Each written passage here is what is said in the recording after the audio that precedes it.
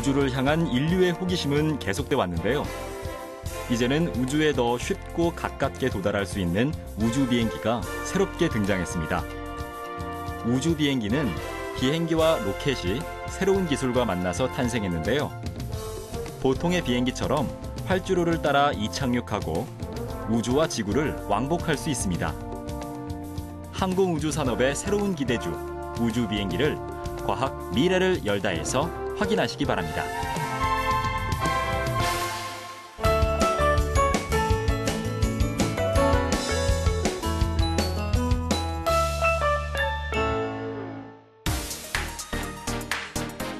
안녕하세요. 과학 미래를 열다 최기혁입니다. 인류는 아주 옛날부터 하늘을 나는 것을 동경해 왔는데요. 하늘을 자유롭게 날아다니는 새를 바라보며 사람도 하늘을 날고 싶다는 욕망을 가지곤 했습니다.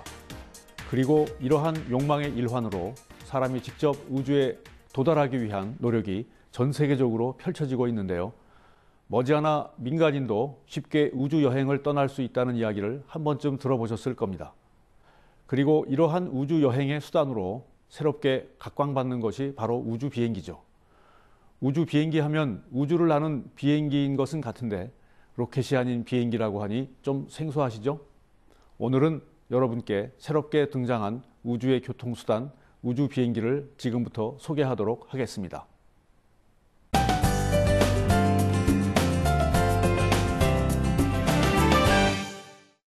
우주 비행기를 자세히 살피기 전에 먼저 그 탄생 배경부터 알아볼까요?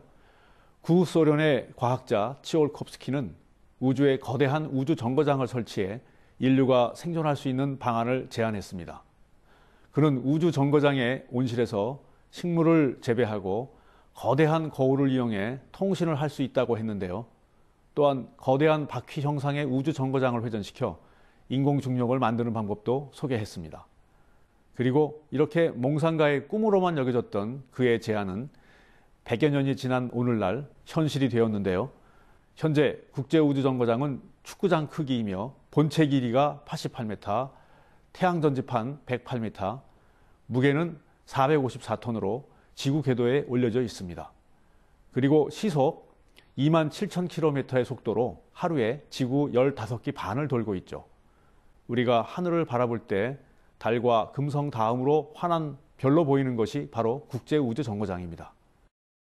그럼 왜 우주에 이러한 국제우주정거장을 설치하는 것일까요? 우주정거장은 사람이 우주에서 장기 체류하기 위한, 즉 더 멀리 있는 우주로 나가기 위한 연구를 하는 전초기지인데요. 이곳은 다양한 우주 실험을 위한 독보적인 환경을 제공해 줍니다.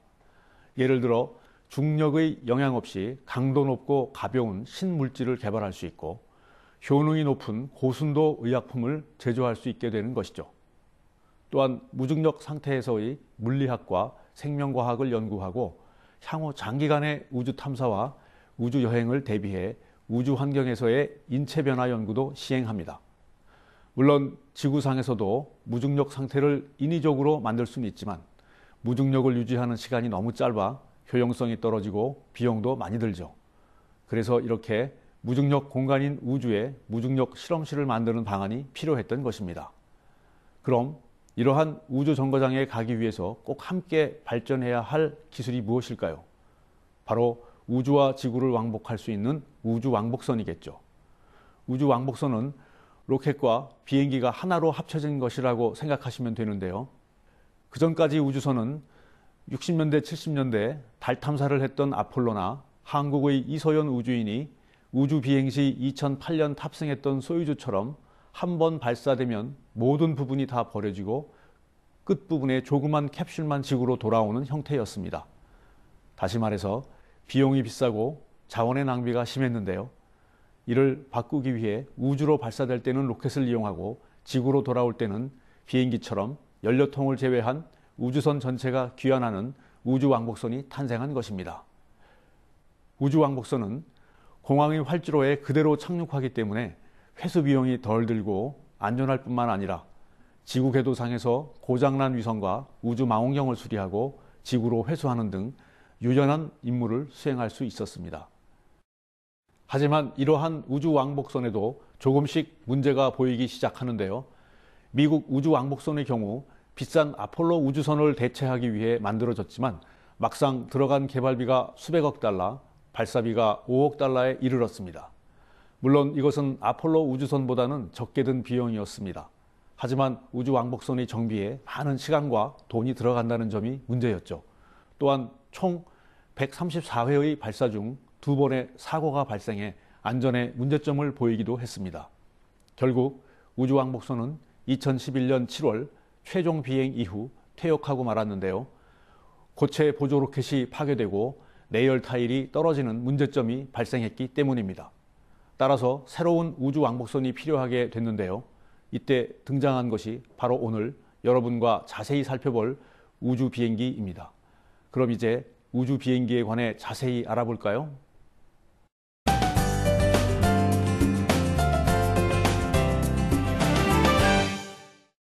우주 비행기는 아까 말씀드렸던 것처럼 기존 우주왕복선의 비용과 안전 문제에 대응할 수 있게 만들어졌는데요. 비행기와 로켓이 합쳐진 형태의 새로운 비행체라는 것에서는 우주왕복선의 원리와 비슷합니다. 비행기는 지상의 활주로에서 수평으로 이륙하여 20km 정도의 고도까지만 비행할 수 있고, 로켓은 지상에서 수직으로 이륙하여 고도 200km 이상의 우주 공간에 도달할 수 있는데요. 우주 비행기는 이러한 두 가지 비행체의 장점을 합하여 만든 비행체죠. 우주를 왕복한다는 점에서는 기존 우주왕복선과 같은 의미지만 우주왕복선의 한계를 보완할 수 있는 새로운 기술이 추가된 것을 우리는 우주 비행기라고 부릅니다. 그럼 우주 비행기를 만드는 데 필요한 기술에는 무엇이 있을까요? 첫째로 대기권과 우주에서의 추진력을 효율적으로 얻기 위한 가변 사이클 엔진입니다. 기존의 제트 엔진은 대기권에서는 작동하지만 우주에서는 작동할 수가 없었습니다. 그리고 로켓 엔진은 우주에서는 효율적이지만 대기권에서는 연료를 많이 쓰기 때문에 비효율적입니다. 따라서 우주 비행기는 대기권과 우주에서도 효율적으로 작동할 수 있는 가변 사이클 엔진이 필요하죠. 가변 사이클 엔진은 대기권에서는 제트 엔진으로 이착륙하고 고공에서는 스크램젯 엔진으로 변환돼 음속의 10배에 이르는 고속을 얻는데요. 그리고 우주에서는 로켓 엔진으로 변화합니다. 제트 엔진은 음속의 3배까지만 작동을 하는데 음속보다 속도가 낮은 아음속으로 연소가 일어나고, 스크램젯 엔진은 음속의 10배까지 비행이 가능하며 초음속으로 연소가 일어나 고속 비행을 가능하게 합니다. 즉 이렇게 제트 엔진, 스크램젯 엔진, 로켓 엔진으로 고도에 따라 다양하게 변하기 때문에 가변 사이클 엔진이라 부르는 것이죠. 이 엔진의 핵심 기술은 바로 1000도까지 가열되는 엔진 흡입 공기를 영하 150도로 급속히 냉각하는 기술입니다. 엔진 흡입 공기 온도가 높으면 엔진의 효율이 크게 떨어지기 때문에 이는 매우 중요한데요. 따라서 엔진 흡입 공기를 최대한 낮게, 최대한 빠르게 냉각하는 기술이 필요합니다. 이 기술은 2020년경에는 완성될 것으로 예상되는데요. 2030년대에는 이 엔진을 이용한 우주 비행기가 탄생할 것으로 보고 있습니다. 그리고 이 가변 사이클 엔진으로 인해 로켓처럼 수직으로 이착륙하는 것이 아니라 공항에서 비행기가 이륙하는 것처럼 수평 이륙이 가능하게 되죠. 두 번째로 우주 비행기에서 필요한 기술은 지구에 다시 돌아올 때 고온을 견딜 수 있는 형상을 설계하는 것과 고온에서도 버틸 수 있는 내열 재료를 개발하는 것입니다.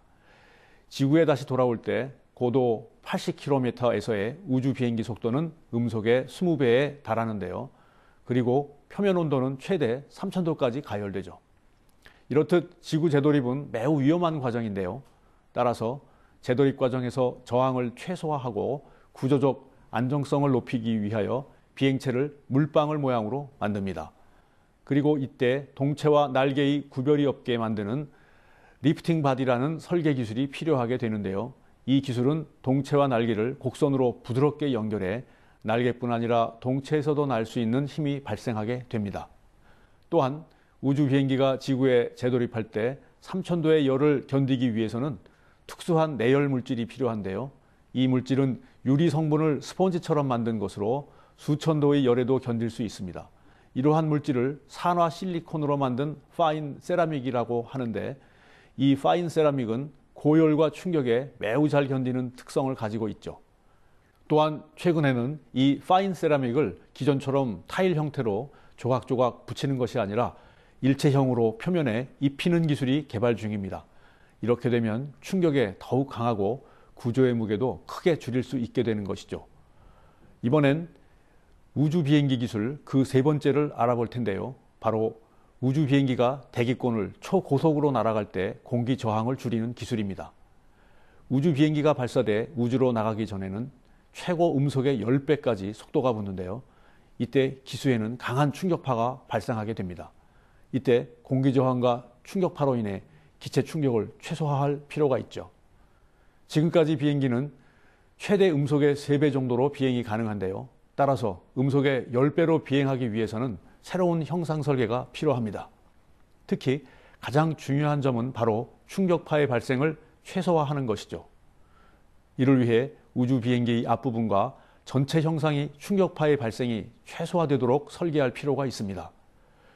우주 비행기 앞이 뾰족하면 충격파의 발생을 최소화하긴 하지만 구조적으로 약하고 끝부분에만 열이 집중적으로 발생하는 문제가 발생할 수 있는데요. 따라서 부드러운 곡선으로 뭉툭하게 만들고 뒤쪽의 동체도 물방울처럼 부드러운 유선형으로 만들어 충격파와 열이 골고루 분포하도록 하는 것입니다. 이것은 우주 비행기의 초고속 비행을 안정적으로 만들어주죠. 마지막으로 살펴볼 기술은 바로 우주 비행기가 비행 속도와 방향을 정확하게 유지하기 위한 제어 기술입니다.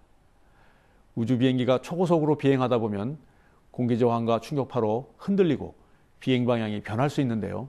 이를 제어하기 위한 기술이 매우 중요하죠. 따라서 현재 컴퓨터보다 훨씬 빠른 초고속 컴퓨터를 이용하게 됩니다. 현재 항공기와 로켓이 1초에 수십 번 제어를 한다면 우주 비행기는 1초에 수백 번 제어할 수 있어야 하는데요. 초고속 컴퓨터가 바로 이러한 역할을 가능하게 해줍니다. 이러한 초고속 컴퓨터 제어 기술을 이용하면 우주 비행기는 한치의 오차 없이 대기권을 비행하고 정확하게 지구 궤도에 올라갈 수 있게 되고 다시 지상의 공항에 정확히 착륙할 수 있게 됩니다. 이러한 우주 비행기 제어 분야는 전자 소프트웨어 기술이 많이 필요한데요. 이러한 IT 기술의 강점을 가지고 있는 우리나라가 세계적으로 앞설 수 있는 분야이기도 합니다.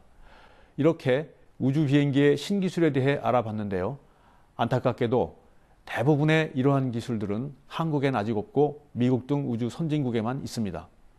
이 기술은 21세기 산업에 매우 중요한 전략 기술이고 군사적으로 사용될 수 있으므로 외국에서 절대 기술 이전을 하지 않기 때문에 우리가 직접 개발해야 하죠. 하지만 우리나라는 다른 나라보다 우주 비행기 개발에 더 큰 잠재력을 가지고 있다고 생각되는데요. 앞으로 그 잠재력이 발휘돼 새로운 기술이 탄생하고 발전할 모습이 기대됩니다.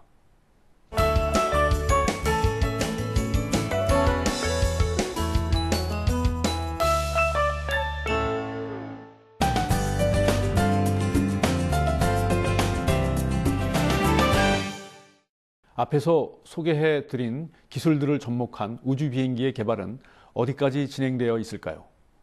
현재 개발된 우주 비행기는 가변 사이클 엔진을 제외하고 앞에서 언급한 대부분의 기술을 활용하고 있는데요.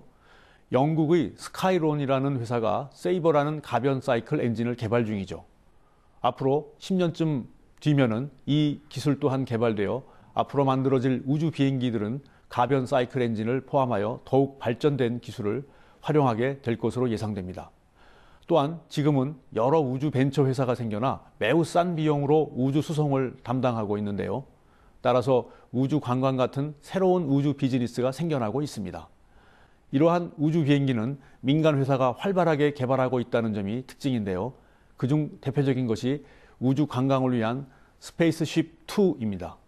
2009년에 개발된 스페이스쉽 2라는 이 우주 비행기는 올해 말 상업적인 비행을 시작하게 될 텐데요. 100km까지 상승했다가 지상으로 자유낙하하기 때문에 우리는 10분 정도의 무중력을 체험할 수 있게 됩니다. 지상 100km 이상을 우주 공간이라고 하기 때문에 우주 비행을 경험한 셈이 되는 것이죠.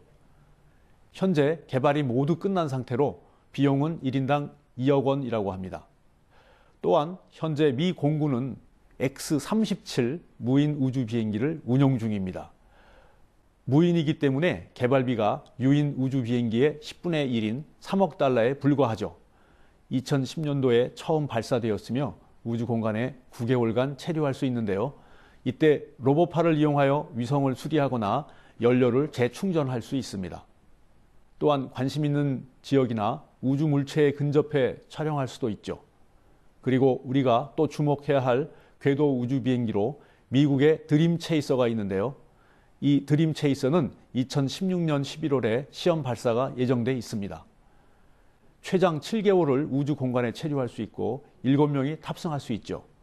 이 드림 체이서는 앞으로 국제우주정거장에 승무원과 화물을 실어 나르는데 큰 역할을 할 것으로 예상되며 우주 관광용으로도 이용될 것으로 기대를 모으고 있습니다. 영국의 스카이론 우주 비행기는 일반 비행기처럼 공항에서 수평 이착륙이 가능하도록 가변 사이클 엔진과 함께 개발되고 있습니다. 2019년에 시험 비행할 예정이지만 막대한 개발비로 인하여 예정대로 개발될지는 좀 더 지켜봐야 할 것 같습니다. 만약 스카이론이 완성된다면 400km 궤도의 국제우주정거장에 승무원 30명과 11톤의 화물을 실어 나를 수 있을 것입니다. 그럼 우리나라는 어떨까요? 우리나라는 우주비행기 개발이 국가 우주개발 중장기 계획에 포함되어 있습니다. 2020년까지는 필요한 각종 기술을 조사하고 컴퓨터를 이용하여 초고속 공기 역학, 지구 재돌입, 고속 비행체 제어를 게임과 같이 시뮬레이션으로 진행할 예정입니다. 또한 10분의 1 정도로 작게 만든 시험 모델을 이용하여 비행 성능을 확인할 계획을 가지고 있습니다. 2020년이면 우리나라는 한국형 발사체를 개발하고 위성은 선진국 수준의 기술력을 가지게 될 것으로 예상되는데요. 비행기는 초음속 연습기 T-50의 후속기로 한국형 전투기가 개발될 것입니다. 따라서 발사체와 위성 그리고 비행기 기술을 융합할 수 있는 토대가 마련된다고 볼 수 있습니다. 그 후 2021년에서 2030년까지는 소형 무인 우주 비행기를 개발하여 운영할 텐데요. 그때쯤이면 개발이 완료되는 한국형 발사체를 이용해 우주 비행기를 지구 궤도에 올리게 될 것입니다. 그리고 이러한 우주 비행기는 우주 무중력 활용 시험, 지구 관측, 우주과학과 국방안보 관련 임무를 수행하게 되겠죠. 우주 비행기를 만들기 위해서 필요한 여러 기술 중에 우리나라는 지구 재돌입 기술 개발이 가장 필요해 보이는데요. 지구 재돌입 시 발생하는 충격파와 고온에서 안정적으로 비행하고 잘 견디는 구조와 내열 소재 개발이 된다면 우리나라도 우주 비행기 개발이 가능할 것입니다. 또한 이를 더욱 발전시켜 2031년부터 2040년까지는 국제 협력으로 유인 우주 비행기를 개발할 것입니다. 몇백억 달러에 달하는 개발비를 한 국가가 감당하기는 힘들기 때문이죠. 이제 우주 비행기는 21세기에 항공과 우주를 동시에 비행할 수 있는 유망한 운송수단이 될 텐데요. 안전하고 비용이 적게 들며 우주 공간에서 자유롭게 비행하면서 각종 임무를 수행할 수 있을 것입니다. 또한 우주 공간에서는 따로 우주 정거장이 필요 없이 선체 내에서 우주 실험을 수행할 수 있어 우주 정거장 역할도 겸할 수 있게 될 것입니다. 앞으로 이러한 우주 비행기의 개발에는 비행기, 인공위성과 발사체의 모든 기술이 총동원되어 융합적인 기술 개발이 이루어지는 것이 필요하겠죠. 각 산업 분야가 함께 기술을 공유하고 개발해 또 하나의 업적을 이루길 기대해 봅니다.